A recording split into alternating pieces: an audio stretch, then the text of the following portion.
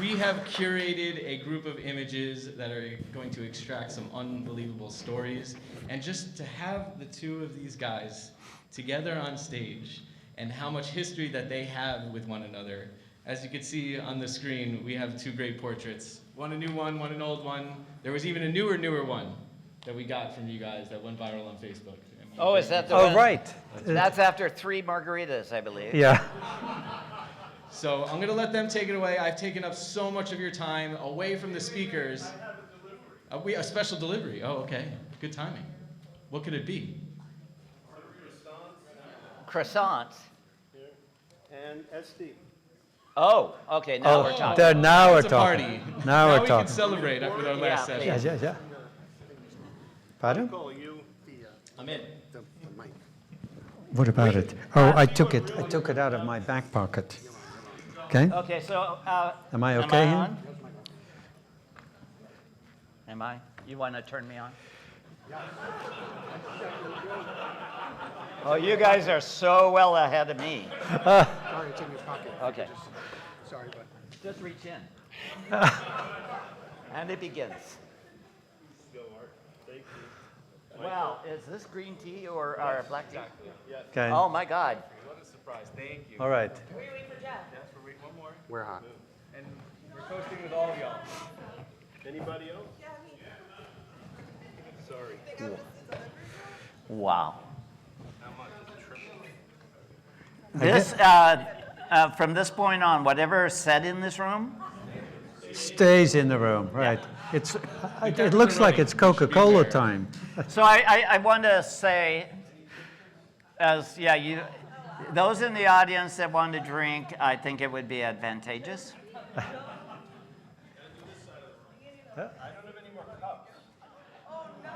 Just pass the bottle. Okay. This is what happens when you sit in the front row for you people in the back. Okay. Here. Cheers. This is really, truly the stuff. So this explains why Frans and I are still working after 5 decades, right? I do want to say this. About 2 months ago, we had our initial conference with David discussing the talks that we were going to be doing, and then it came up that Frans and I would do a talk together. And we kind of batted back and forth and figured out what we were going to do. And then I went to Alaska, and Frans, I'm sure, went somewhere else. And then I came back a couple of weeks ago, and I said, what the did we talk about? Because I forgot what we're supposed to be talking about. So we put together a bunch of photos, and hopefully it will come together. Right. So, I mean, the idea is to show a variety of photos that might have interesting stories, but initially it would have been about how things have changed over the years. And I wish I had the foresight, and he probably did, to photograph everything when we were young and see the changes that would subsequently come afterwards. But we didn't at that time because everything is in the present, and you don't think 30 years down the road, 40 years down the road.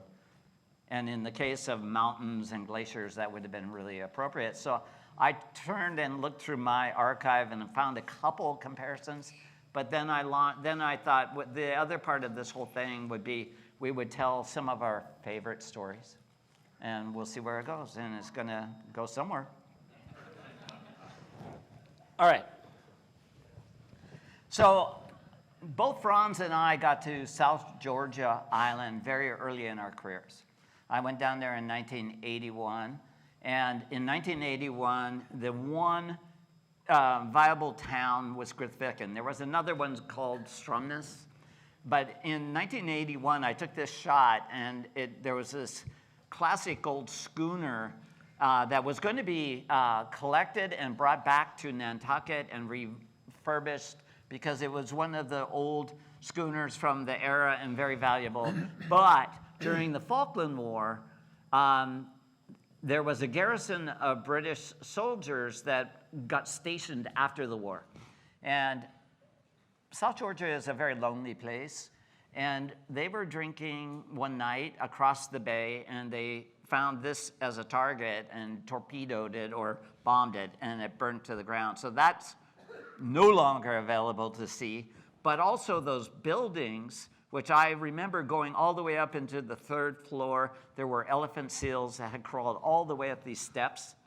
And it was just a really grody but interesting place to photograph.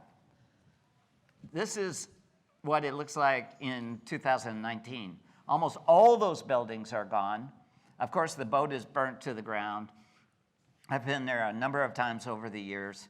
But things change, and you cannot predict what.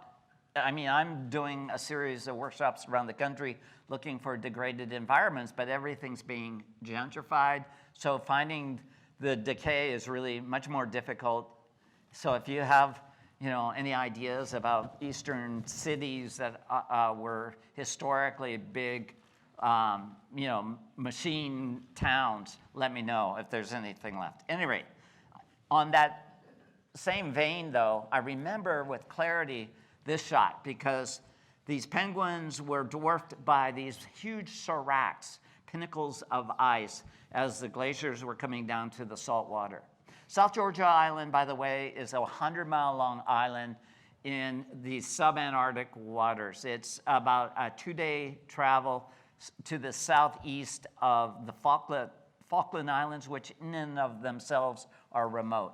So it takes a lot of effort to get there, but it's one, and I know Frans would agree, it's one of those rare places on Earth that epitomizes the word primordial. There's millions of penguins, seals, there's albatrosses, there's mountains with glaciers, so forth and so on. It's one of those few places on the planet where animals will literally walk right up to you because they're that blasé. Not blasé, they just not been hunted. Now, the ones that were hunted were the fur seals. And when I first went there in '81, there was only a handful of fur seals in one end of the island. And now there's 3 million. As of about 10 years ago, there's way more now. And they came back with vengeance. They're an aggressive seal. But the point I want to make in this, and that whiskey is really going to my head in a nice way. Now, I went back and shot that same area, and what was huge walls of serac is that kind of beige area in the distance. That entire glacier has receded off the saltwater and up the mountain. So it indicates what's happening with glaciers around the world. Things are changing radically fast. The warming waters in South Georgia, as I may have indicated in my talk yesterday, are creating more krill, which means more penguins and more whales. So that's a good thing. It's just the physicality of the island has changed.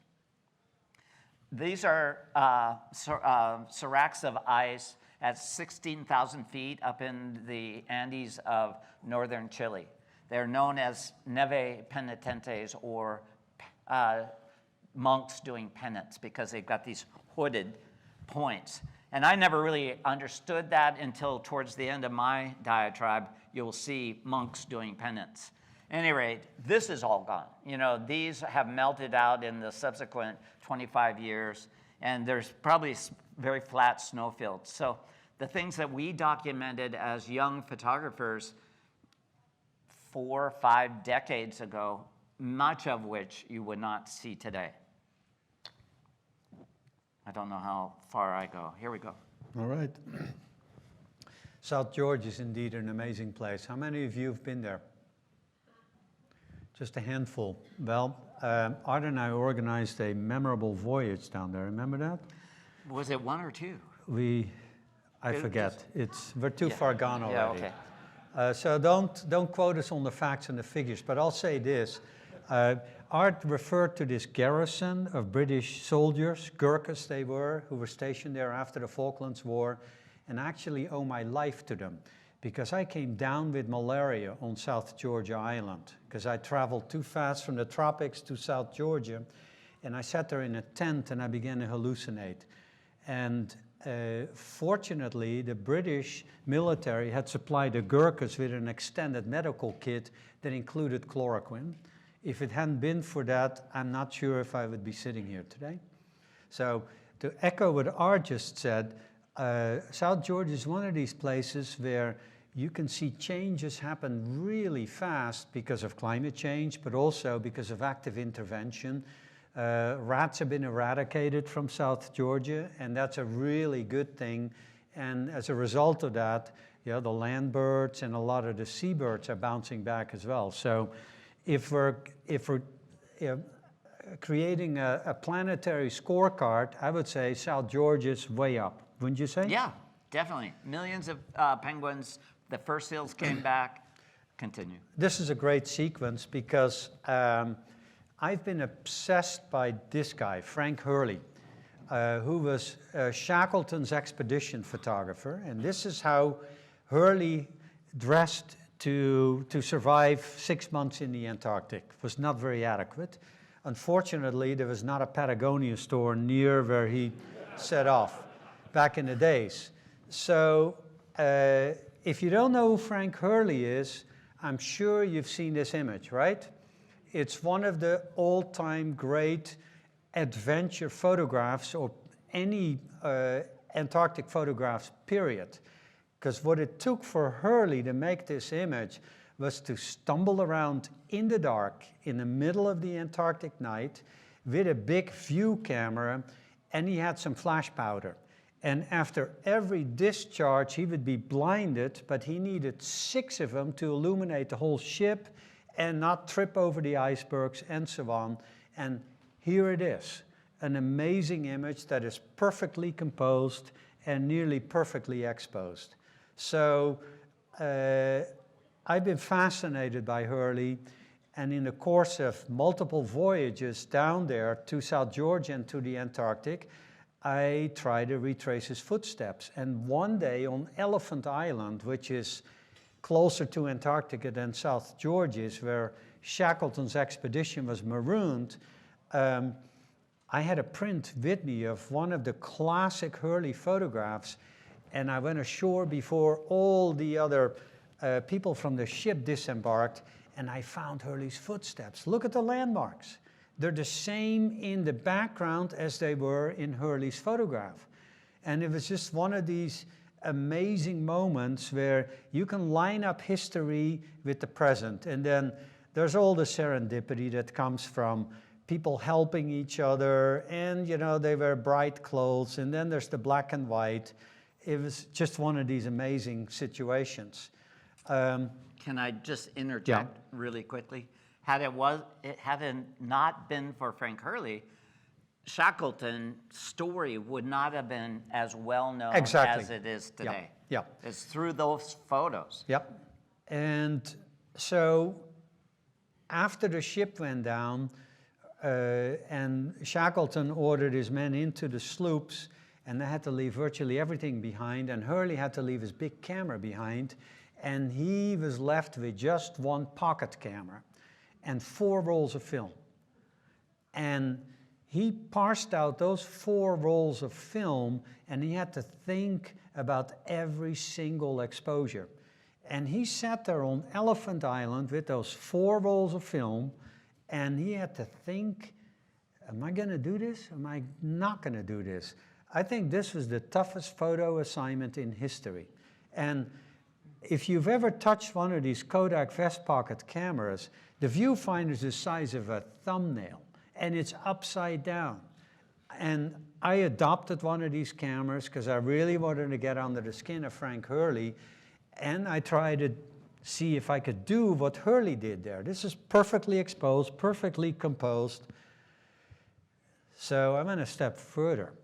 On one expedition down to South Georgia, I was with some people who had actually done a reenactment of the whole miraculous voyage from from Elephant Island back to South Georgia, and I ended up in the same garb. So it was miserable. It was absolutely miserable. As soon as the rain comes down on the clothing, you start shivering. And then there's that camera. I can't believe that Hurley pulled off a single frame, and yet every single frame was perfectly done. This is the best frame that I got. Remember that? We were together on South Georgia that day. Yeah. You were doing amazing things with your contemporary cameras, and I forced myself to do silly things with a 100-year-old camera looking in the other direction. So it was a really sobering lesson in how difficult it was back then to come up with something, and also an enduring testimonial to how brilliant Hurley was in those days. And these days, we just stand there with our iPhone and we do a pano, bingo, there it is. Perfectly composed, perfectly exposed. Back to you. So staying along those lines of things are changing, I probably 25 years ago went to a Holi festival in India, and I had my assistant, and then there was two older Japanese couple, and we were the only non-Indian people at this historic Hindu temple that celebrated the original Holi, which occurs during the month of March. And it's really a celebration of the warming of the season. And it's the time to go from the gray, drab colors of winter into the spring and colorful. And so it's the festival of color. And they throw paint everywhere. And in this shot, taken 25, 30 years ago, you can see what I got. And the people in the shot are very different than what I found a handful of years ago when I returned with a group of people. And this is how it's changed. No longer are there a lot of women in the group. It's almost all young men. But more importantly, almost all those young men have Instagram and websites. And if you look closely, and I'll help you, look at how many cameras are in the shots. So that's in a span of maybe 20 years, how radically this timeless tradition of celebration Holi in India has changed. And for me, it was really awful. Not that young men taking pictures are awful, but they have waded right into the middle of what would have been a great shot, but now it's all about them getting their shots for Instagram. And so I wound up looking for ways to photograph that same ceremony without having a bunch of cameras. So I shot tighter shots, more, based on using the thrown paint to obscure the people with the cameras. But things are always changing. I said that in my lecture earlier today, that if you think you're going to wait and get it on your way back out of a location, it's a false illusion. Get it now, because things are always changing. This makes us a little neurotic in our lifetimes, because we just have to move fast and make very decisive decisions. And both Frans and I have shot a huge amount of our careers with wildlife, and you have to have fast decisions and judgment to get the shot, because it changes in a nanosecond. We're ping-ponging, right? So I spent a lot of time in Madagascar, and I was privileged to be the first photographer to get into Madagascar after it had isolated itself from the West for a significant period since it became independent from France in the 1940s. It was xenophobic, associated itself with North Korea and the Soviet Union at the time, and it became a rediscovery of Madagascar. And I went there for the lemurs at first, but I stayed there because of the people. It's really poor. And there's a tragedy there of how people adapted originally to that island environment and then started overusing the resources. And this is one portrait of a man, a local farmer, with his manioc harvest, but you see what's happening in the background. The forest is not doing so well. This is clearly not very sustainable, this slash and burn agriculture. So working with animals is one thing. You don't have to ask for permission to make photographs of animals yet. Working with people is something very different. And if you heard Art talk, you know that sometimes he kind of sneaks in and does things from the side. Other times he starts an interaction. I do the same thing. In this case, I ended up in a very remote village on the west coast of Madagascar, and I lived with this family for several weeks. And that enabled me to create more intimate portraits of them, as they were going about their daily lives. There's Mazista with his 3 kids, and there is, his wife. Here's Mazista. He was my old man and the sea type character. He was a fisherman. And there's Mazista in the background witnessing how sea turtles get butchered for a ritual application. People used to slaughter sea turtles for food, but also for ritual applications, and then it became a shared ceremony. Everybody gets a little bit of the meat from the sea turtle, and it became part of a connection between people and the sea through the bodies of the sea turtles, and then they would impale the skulls on a stick in a sea turtle cemetery. I could not have known that those pictures I made 35 years ago would now be a record of a culture that is waning away. I went back there a couple of years ago with a stack of prints to that same village, and we walked into the village and we showed the prints, and people went berserk. Whoa, you knew Mazista. He was a really big person. And as it turns out, the mayor, the elder who is holding the portraits in his hands, he was related to the guy who was butchering the sea turtle. We had a crowd of people surrounding us. Everybody wanted to participate. Yeah, that's where the hut stood. And the pictures became currency for a new conversation. So I'm going to back up to this here, because we gave these pictures to a local NGO that is working with people to restore their environment. And we said, use these pictures for recreating what once was. And we doubled down on it by actually giving them a grant to record oral histories. So these pictures are now going to work for the community. And probably Chris and I are going to go back to Western Madagascar to add another element to this ongoing conversation between the past and the present, and hopefully we can move the needle a little bit to make a difference in the future of that fishing community.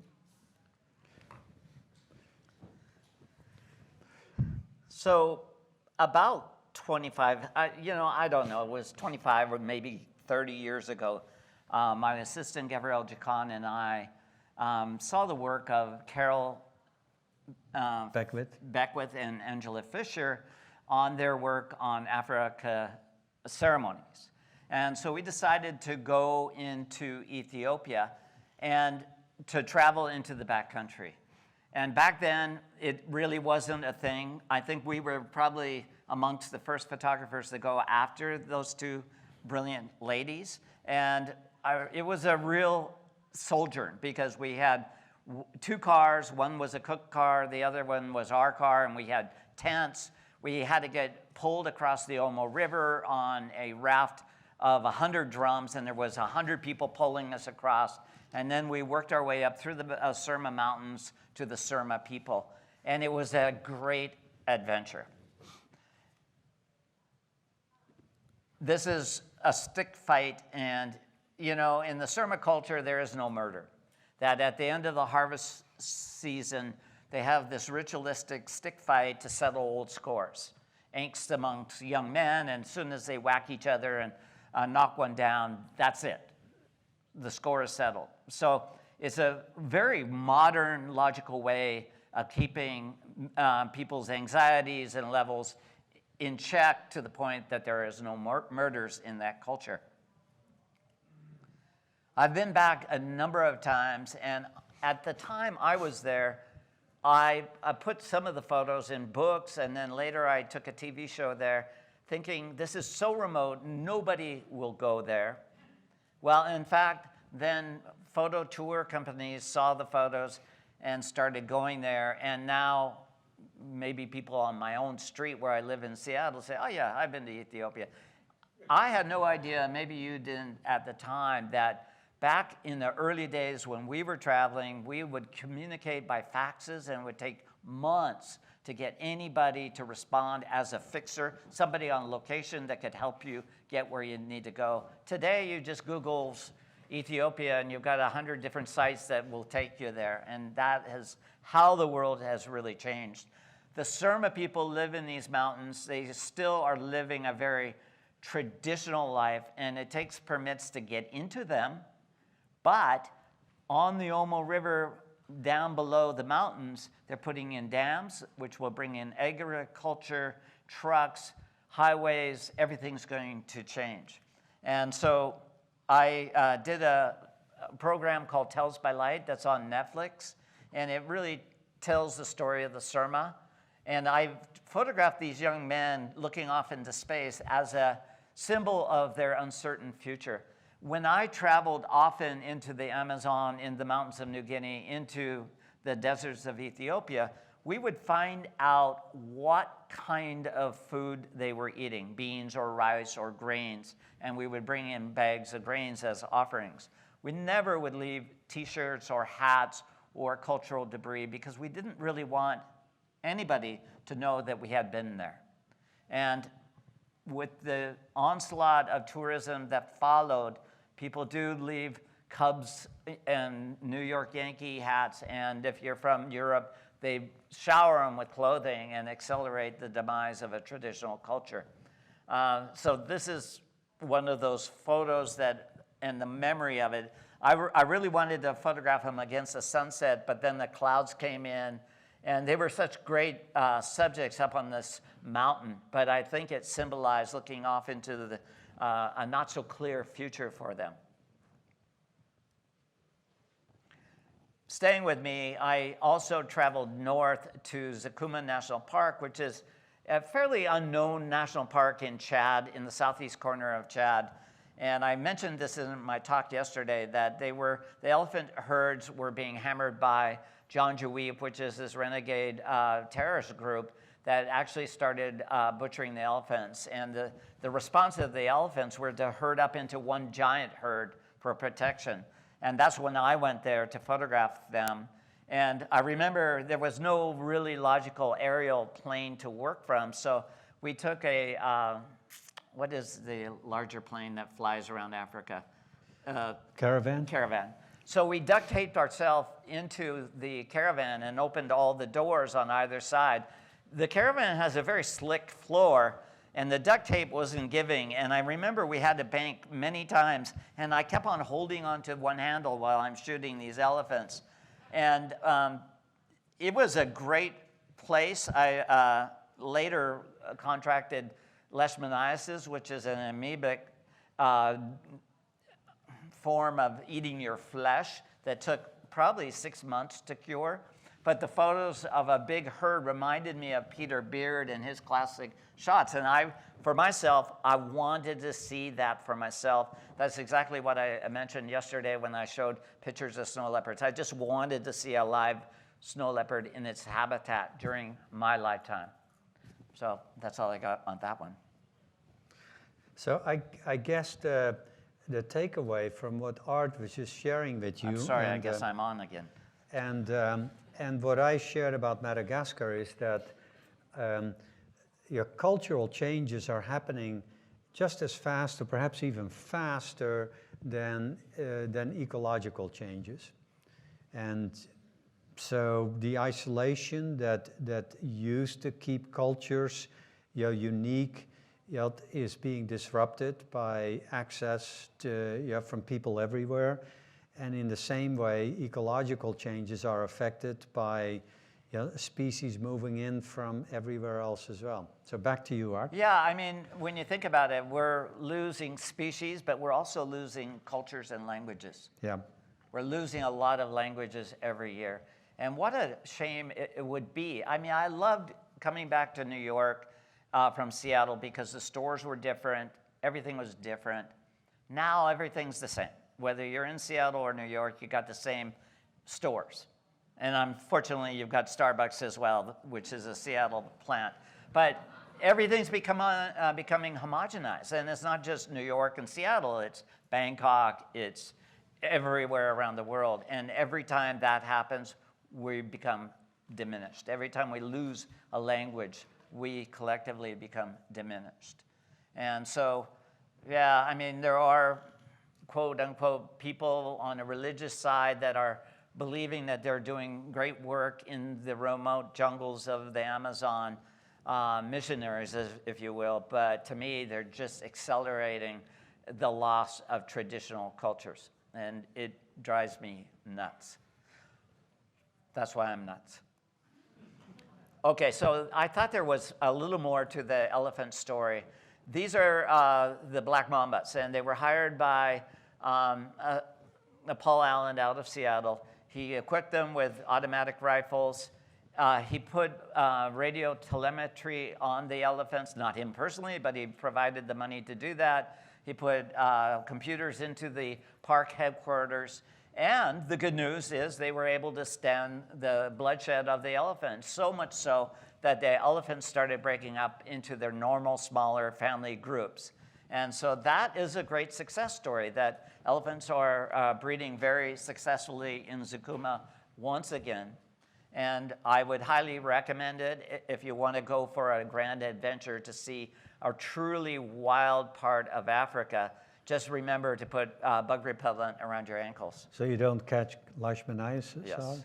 Yeah. Yes. So that could be.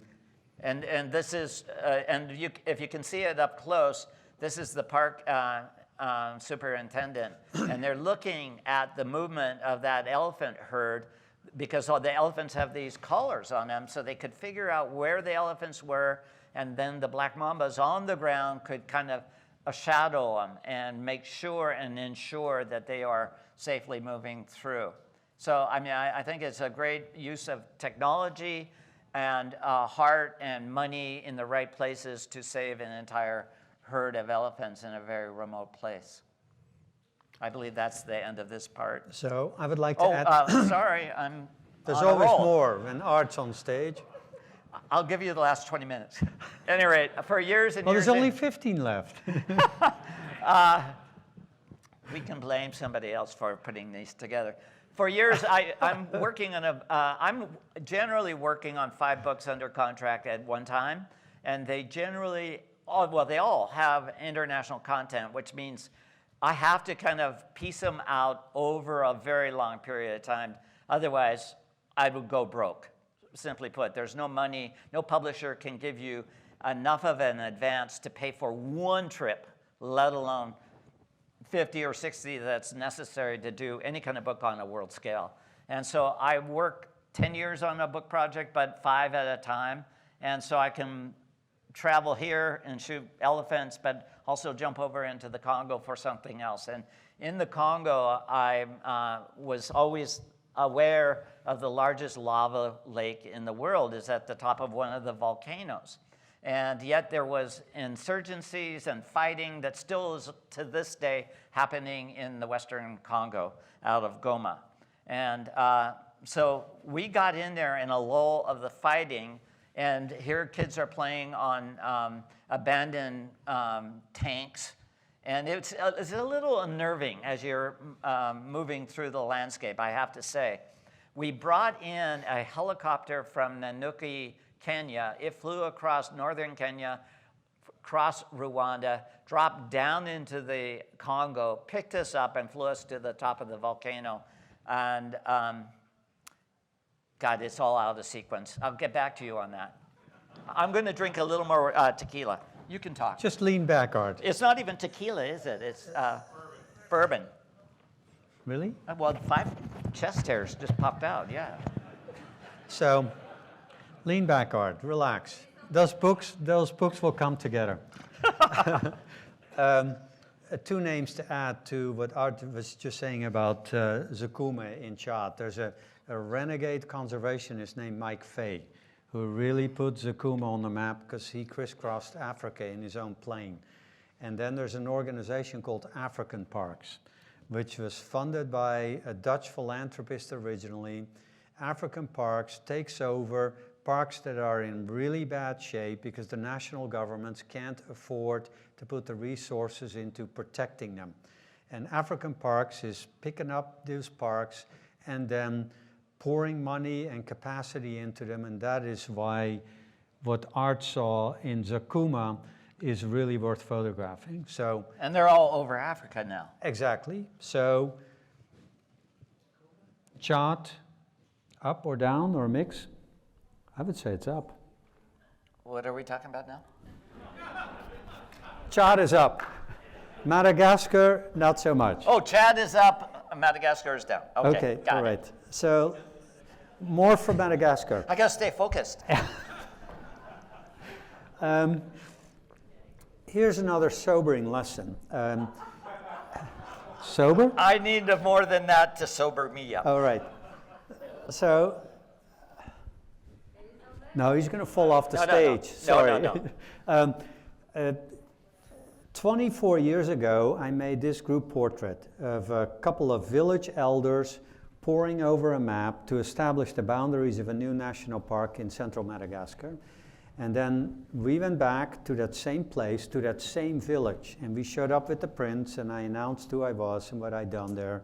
And could they find the people who had been part of that exercise? So we showed the prints, we had multiple prints, people ran off in all directions. Only one person was still alive. And they found him in a field. It took 2 hours for him to make his way back. And here he is posing with that picture that marked a really significant moment in the history of that community, because the park's established now, there are boundaries. But what was really haunting me and Chris was the shortness of the lifespan there. So people don't live as long as we are privileged to do here. 30, 40 years, that's it. So I learned from that. And again, photography can be a way to record moments that'll stay with you. But then when you become more focused on what you can do with your pictures, you actually learn that they're entering into the record of history. So I'll give you one more example. We're still in Madagascar. I went into a very remote area, Bemaraha. Have you been there, Chingy de Bemaraha? No, Okay, not yet. not yet. For your next book? Maybe. I recommend it. So I went through records in the government archives in the capital, Tananarive, and I saw some really poor black and white pictures of an amazing limestone karst landscape. And I said, I've got to get there.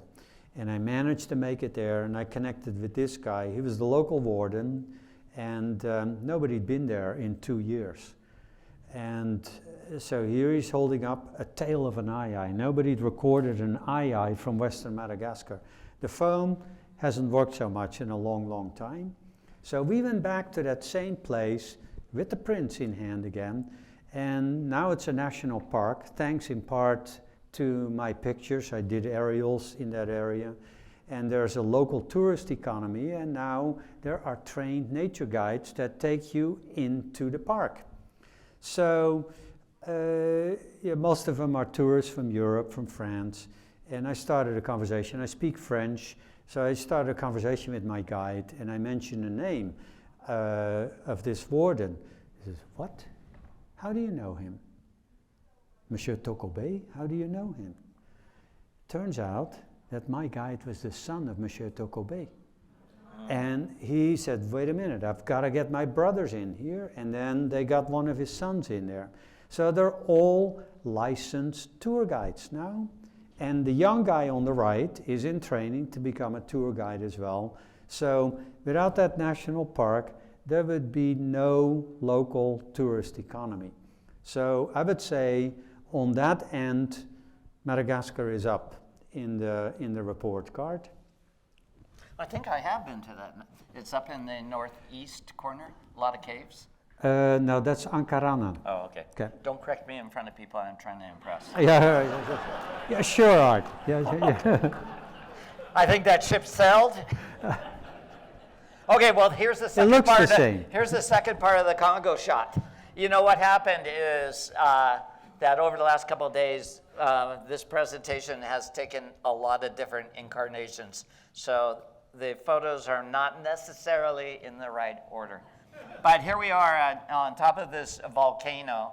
And I do remember the helicopter pilot who came in from Kenya, who was a military pilot, had never been out of Kenya. And here he's flying us up a volcano in the Congo, and he puts us one skid on the edge of this diagonal sloped volcano, and he said, jump. And you jump with your duffel bag, and we got on top of it. And now this is on the equator, but it's freezing cold. And this is now right at post-sunset. And we were using down jackets, gloves, hats. And on the volcanoes in the distance are where mountain gorillas are. But up there, yeah, it's a dangerous place. So the pilot took off? Oh, the pilot took off. So this is the reason I went up there, and I have been paying attention to this lake for 15, 20 years, and finally we were there. And this is right at dusk, but what I really wanted was to show the sheer beauty of the place, and so these were the shots that I really wanted. And it's a graphic beauty. I've been on top of Mount Etna when it was exploding. I've been, as Frans has been in Hawaii shooting the beauty and austerity of nature. And so this is really what I was after. But yeah, it was expensive to get there. I fortunately had a very wealthy friend that likes adventures, so he funded the trip, and I was very happy to have those photos. But shortly thereafter, there was an explosion last year, and what happens is this is a very dangerous volcano because noxious gases come out of it, and they go down the slope right into Goma, which has 2 million people. And hundreds of people have died in some of these incursions in the past. And that latest one really displaced millions of people, and only a few died, but then they moved back into it. So it is a kind of a dicey place, both politically, but also from the point of view of the gases that come out of the earth. Yeah, I remember that Chris and I went into the Eastern Congo through the back door as well, but we didn't have a wealthy friend with us, so we were on a much lower budget. So we hired a pilot with an old Cessna who'd been making a living smuggling refrigerators in from Kenya to the Eastern Congo. So we thought he had the wherewithal to get us into the Eastern Congo, but then we got into Bukavu, and things became a bit more problematic. So we noticed all these soldiers there along the airstrip, so we said, we'll just taxi to the end of the runway. It was the middle of the day, and we'll see what happens, because we had a local friend who was supposed to pick us up. But those are arrangements you make from a distance, and in the Congo, of course, nothing works. So we ended up getting held up by those soldiers, and I don't have time to go into all the details, except that we needed to hide $10,000 of cash that we had with us. Oh my God. And if those soldiers had discovered that, that would have been gone. So Chris played a crucial role by hiding the cash in her boots and then claiming that she needed to go to the bathroom. And it was a feminine thing, and of course the soldiers couldn't touch her. So, and then our friend showed up in a van with bullet holes in the windshield, and he had lots of money to pay off the soldiers, and off we went. So, you know, both Frans and I have wound up in dicey areas. Neither of us are war correspondents. There's no interest in me hiking the Syrian-Iraq border at this point. But over time, you do wind up in places where it's an unfolding, dangerous situation. So I pay attention to the news all the time. I read, The Economist just to find out what's happening in this part of the country. I'm on my way back to Chad next week, and if you paid attention, Niger, right next door, had a coup, and they overthrew the government. And so you have to pay attention to what's going on. I don't want to wind up in the wrong place at the wrong time, and that's part of world travel, isn't it? Yeah, and perhaps that's a good segue into this story. I did a story for National Geographic about cheetahs. We all associate cheetahs with Africa, but there's actually one small remnant population of cheetahs left in Asia, where they used to roam quite widely, all the way from the Mideast into Mongolia, in fact, but the last cheetahs in Asia are not doing so well. They're confined to the central desert of Iran, and there's only a handful of them left. And it took a lot of negotiations for me to get into Iran. I travel on a Dutch passport, which is the only way that I got in, because American passport holders were not welcome. This was during the era of Ahmadinejad. Yeah, that's changed now. So I got in with lots of equipment and through credentials with a local environmental group called the Persian Wildlife Heritage Foundation, and that included camera traps. Here's one of these last precious Asiatic cheetahs in a sanctuary where they were hoped to breed it with another cheetah. And the point of this story is that in this world where conflicts are piling up everywhere, including into places where you have these last precious sanctuaries for natural diversity and cultural diversity, that doesn't go so well when you get authoritarian governments and conflicts overwhelming what local people can do and what local NGOs supported by philanthropists from the West can do. So here's Human. He became my friend. He was the leader of that Iranian group, and he helped me get out into the central desert. You don't go alone in Iran, and you know that when you're in a group, there's always a government minder with you, who is reporting back to Tehran, what is this photographer doing? So we were setting up camera traps and hiding the cameras, piling them under rocks, and testing out the equipment. And I trained a local assistant to monitor the traps, and then surreptitiously he was able to get pictures from the camera traps back to me. It's like reporting back from Mars. We had a great time together. Iranians are very hospitable. Once you break through the government barriers, there's the country politically is xenophobic. The people are very hospitable, and here we are together. But unfortunately, several of the people in that group were thrown in jail afterwards, accused with charges that they were using their own camera traps to spy on military installations, which is ludicrous because camera traps only work at a distance from here to that monitor over there. But it was all part of a political plot to throw them in jail for reasons that, if you look at my website or check my Instagram, the whole story is revealed there. So I did get pictures, thanks to my friends in Iran, precious pictures, because the last individuals of the Asiatic cheetah had never been photographed like this before, but 8 of them ended up in jail. The 9th one was tortured to death within a week after they'd been thrown in jail. And I've been publicizing their plight ever since, because the worst thing that can happen to these people is they disappear in prison. The families are too scared to draw attention to them, but outside Iran, I had the possibilities to do that. So we got Jane Goodall involved, Leonardo DiCaprio posted about it, and through back channels we worked with the Dutch government. But you know what's happening geopolitically. Things have been frozen for years now, since the Trump administration cut through the deal the US had with Iran. Well, fortunately, the process is getting restarted. Morad Tabas here with the hat has been traded as part of a deal that the United States is making with Iran to get Morad and a couple of other people who have American-Iranian citizenship released. So Morad is now under house arrest in Tehran. I sent messages back and forth with his daughter the other day, and now they're waiting for the next step in the process, which is very Byzantine, very complicated, lots of machinations. Nothing in Iran happens easily.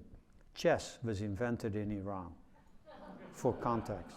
So here's Morad, and I just pray that within a foreseeable future, Morad will be able to travel back to the United States. So what's the takeaway from this? That the plight of people and animals runs parallel, and that in a world full of conflicts, we can't safeguard anything.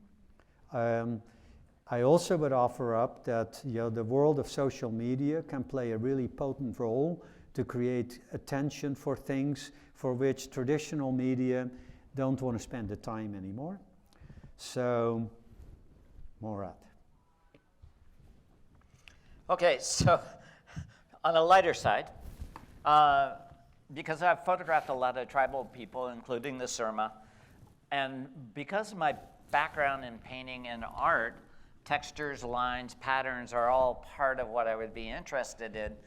This is a detail of the Surma, and the Surma people would come down to a river and bathe in the morning richly, and then mix clay from the bank of the river onto their dark skin, and historically it would have been a way to protect them from flies or sunburn, but with time it became designs, and that's what you're seeing here. And so I took that as an cue, and after I did 2 years of Travels to the Edge, which looked at the world and cultures and wildlife, suddenly in 2008 the funding ran out and I had this void of time. And so I started a project called the Human Canvas, where I would take individuals, over 100 individuals, all different ethnicities and genders, and I would turn them into art projects. And this gentleman is Jeff Lewis. He was 6'7". He was there on the very first day, and 10 years later at the very last shoot, and every time in between. And so it takes a lot of fortitude to be covered in clay. It takes about an hour to clay somebody, and then I bake them for 2 more hours. And then I take my fingers and I spread their skin to crack them, and so forth and so on. So it was a very different project for me, but I would always sketch, kind of pre-sketch what I wanted to do, and then turn it into something like this. And Leica gave me a $70,000 system to work. I generally had the camera up in the rafters of my studio and shot straight down. And the whole idea was to celebrate the human body, but not in a sexual way or even a sensuous way, but more theatrical, based on tribal designs. That was the mission, that was the intent. So these are, again, just little sketches that would lead to something like this. So all the spots on them, all the spots behind were, hand put on. There was no computerizing the image. So this was probably the most ambitious. M.C. Escher, a Dutch artist, just like Frans, highly inspirational. And so these people were generally in their 20s to 30s, and probably in all likelihood didn't know who Escher was. So I came out and kind of explained who Escher was and say, okay, we're going to do an Escher-esque image. So women were painted white for purity, men black for evil. That's a joke. But so you can see this. When you're working with naked people, you have a lot of volunteers that want to help.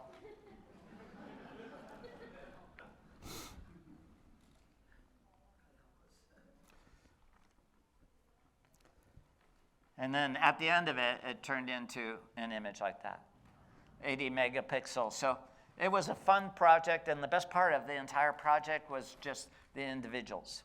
Different races, everybody was like just a mix of humanity, and they enjoyed being part of an art project. I never paid them a cent. I provided food and water, and I also gave them an artist-proof print, which they coveted.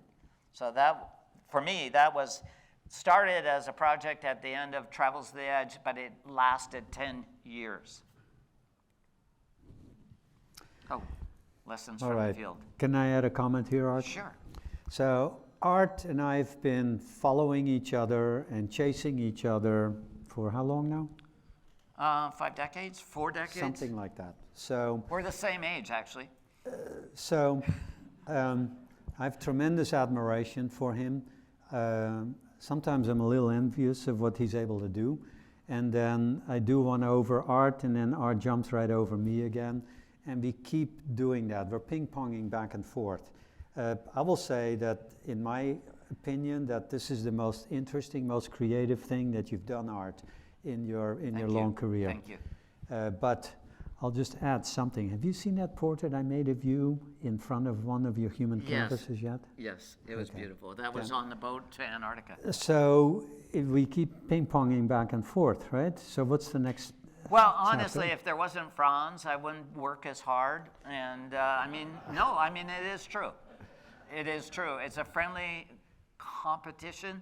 It's no longer a competition. It's just admiration for somebody that's lived the same life. We had dinner together with his wife a couple nights ago and drank way too much tequila, but there's such a familiarity of a lifestyle that you are drawn towards.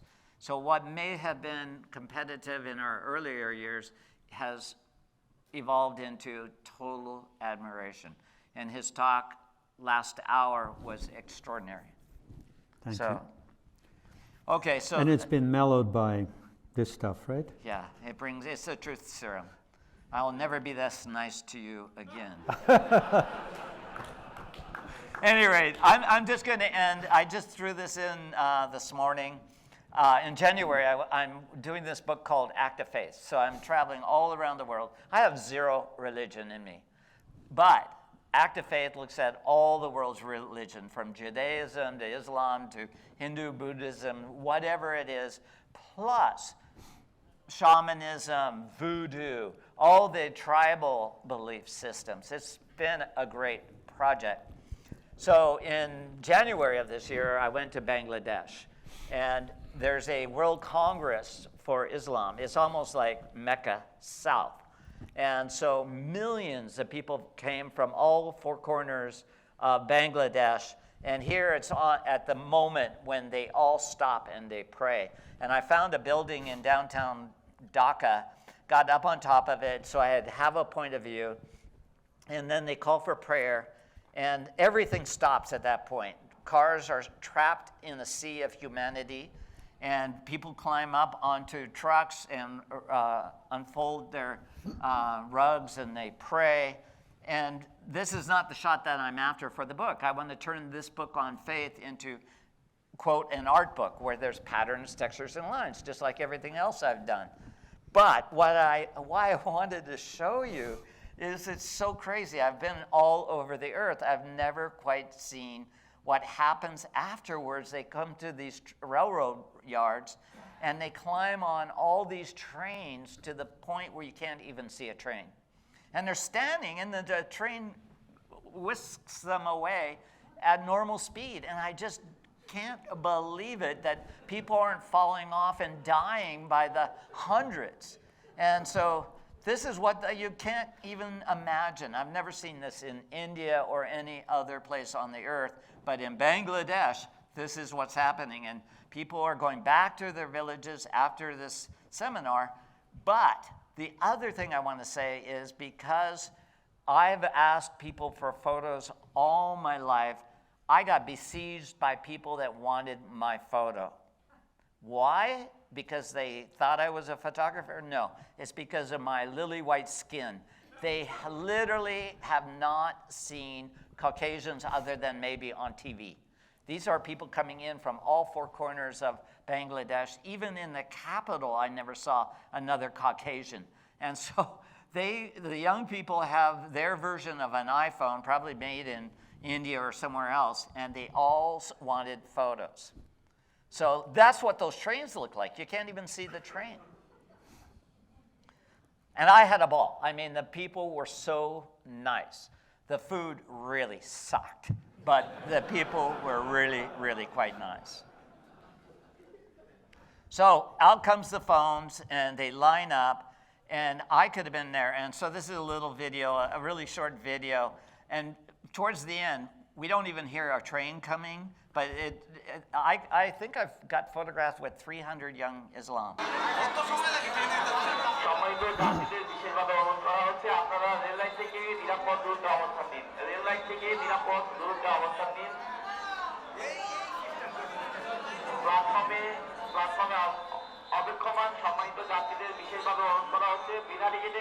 যাত্রী প্ল্যাটফর্মে অবস্থান নেবেন না। স্টেশনে ভ্রাম্যমাণ টিকিটরা রয়েছে, তাদের কাছ থেকে টিকিট সংগ্রহ করে নিরাপদে ট্রেনে গ্রহণ করুন। বিনা টিকিটে কাউকে পাওয়া গেলে আইনত ব্যবস্থা নেওয়া হবে। সম্মানিত যাত্রীদের বিশেষভাবে অনুরোধ করা হচ্ছে, আপনারা দয়া করে রেল লাইন থেকে নিরাপদ দূরত্বে অবস্থান করুন। অল্প কিছুক্ষণের মধ্যেই 1 নম্বর লাইনে আন্তনগর তিস্তা এক্সপ্রেস প্রবেশ করবে।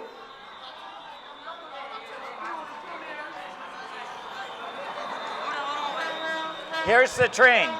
সম্মানিত যাত্রীদের আলোচনা করছি, রেল লাইন থেকে দূরে থাকার জন্য বিশেষভাবে অনুরোধ করা হচ্ছে। প্ল্যাটফর্মে অবস্থান নিন। They're all yelling, the train is coming.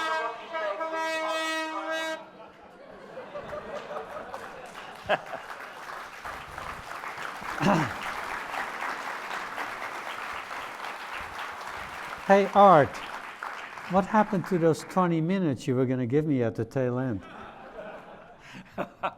You've got 3 minutes. At any rate, you know, we had no idea what each other was going to share. We really but didn't. I hope you enjoyed the camaraderie. So, Michael, do we have time for 1 or 2 questions? Of course. All right. Any We're questions? ping-ponging back to you. Go ahead. As you reflect on this extraordinary body of work, do you feel like you've lived in a sweet spot where you can travel, you have great pyramid of experience and climates and cultures? I didn't hear the very first part. As you reflect back, What was the question? Do you feel like you've lived at like a sweet spot where you got to do these things while the environments and the cultures were there? okay, so the question is, as we've lived our lives, do we feel like we've lived in that sweet moment of time when the cultures were there, the wildlife was there? I still think there's a lot out there, a lot of great subjects. We live at a great time because there's technology that's enabling us to shoot shots that we would never have been able to do even 5 or 10 years ago. So there, I mean, the world is a big place, and there's pockets of cultures that both Frans and I have never seen. There's wildlife being discovered every year, so it's not like it's over. So there's, yeah, no, I mean, I'm going to be doing this for a long, long time. Frans, unfortunately, has maybe 6 months left in his career.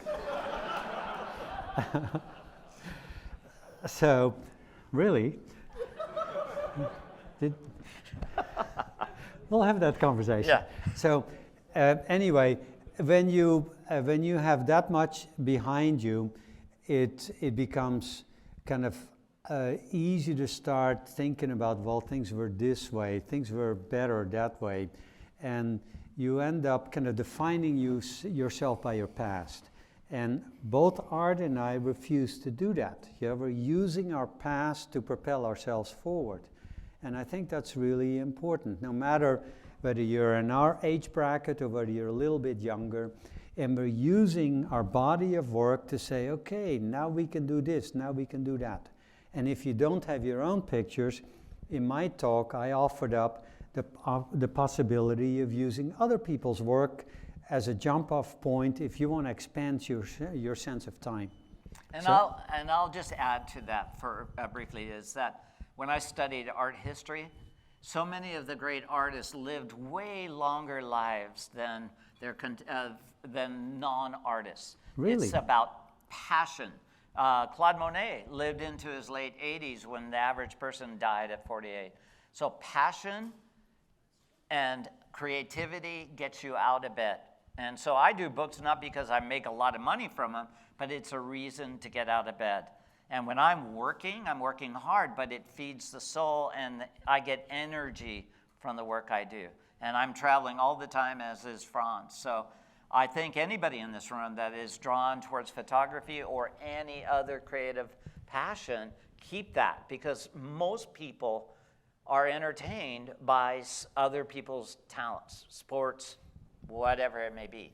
And I occasionally watch sports as well. I'm not trying to diminish that, but that creative part of your soul needs to be nourished, and it keeps you vital, and it keeps you living a longer life. That's my take on the whole thing. Well spoken. One more question? Yeah, back there.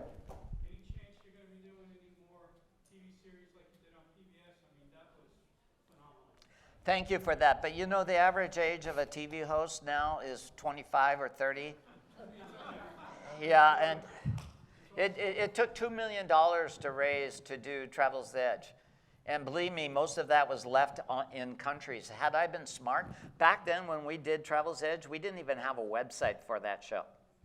And so if it was Frans that had done it, he would have made arrangements with all the local tourism companies from those different countries, and he would have made a lot of money and then probably supported me the rest of my life.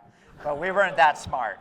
We weren't that smart. It was all about the project. But thank you for that. I'm glad you watched that. And, you know, it's all about storytelling, and that was about storytelling. And the one thing about Travel's the Edge was it was totally unscripted. I had an original line I had to memorize, but for the most part, it was just whatever we came across, jumped out of the car and started doing.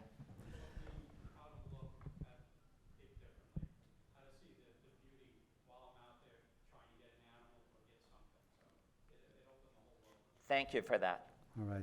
So last question. Yeah, regarding wildlife photography, obviously you have to have equipment that is more sophisticated than most of us, or many of us can afford. So what approach will you take when you have like a regular, not even full sensor, full frame camera, like the ATD, Canon ATD, especially when you kind of carry more weight? Like if you travel to far away locations and you're a small person, carrying a lot of equipment is not feasible. So what do you recommend? Did you, by any chance, attend Scott Kelby's talk? Not today. Wise It's- decision. No, I'm joking. All right. Yeah. How was your talk? Well, thank you for coming to that. But you know what Scott was saying, it's not about the equipment. You know, there's a lot of confusion among many people because there's so many tools available these days. Don't worry about the cameras. You know, think about what is here and think about what is here. That is the key to creating interesting images. You know, work with the cameras you got. When Art and I started, the equipment was ridiculously simple, but that is what we had to work with. You know, follow your passion, go someplace and do the best you can. Don't worry about the equipment. Now, this may not make me very popular with the people at B&H who would love to sell you more, but I now understand that the credo of the company is customers for life. So, you know, check out what they've got, find the things you can use tomorrow, and then you'll be back for more, right, Michael? Guaranteed. All right, so how's that as a promotional pitch? So let me add one more thing. We could have this conversation for another hour if it would be replenished, but we're going to have to end this. But Art, are you coming outside? We'll take some more questions at the tables. Sure, I'll slur. Yeah, we'll slurp. And we've got some more books that we would rather not take back to California. So come and buy some books, we'll sign them. And they're discounted, aren't they? No, I'm joking. Well, only when there's your signature in them. Yeah. Hey, actually, that's a great idea. If you buy Frans's book, I will sign it as well. That's a bargain to have two signatures in the same book. Let's sell all his books. Otherwise, it's a lost leader. He spends more money taking those books back to Santa Cruz. So raise your hands if you want a signature with both. Come on, get those hands up. Okay. All right. Thank you, Art. All right. Thank you, Michael. Don't fall off the stage, Art. I won't.